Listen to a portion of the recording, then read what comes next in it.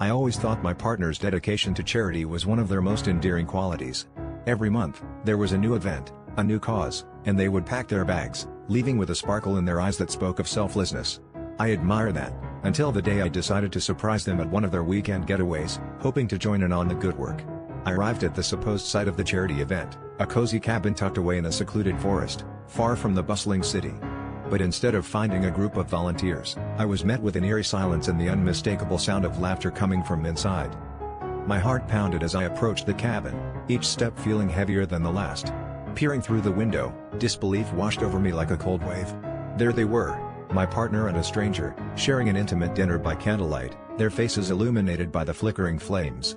It was not the scene of community service I had envisioned, it was a romantic tableau, a betrayal wrapped in deceit. The realization hit me like a punch to the gut. This was no volunteer work, this was a meticulously planned rendezvous, a lover's escape masquerading as altruism. I stormed in, anger and heartbreak fueling my every word as I demanded an explanation.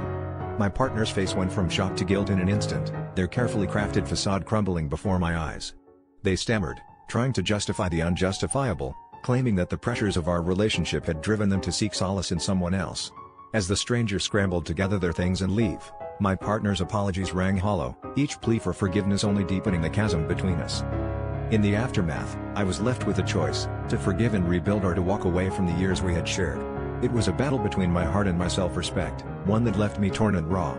In the end, I decided to leave, realizing that the truth was a bitter but necessary catalyst for change. Their betrayal had shattered my trust, but it also forced me to confront my own fears of inadequacy and the realization that love, at its core, demands honesty and integrity.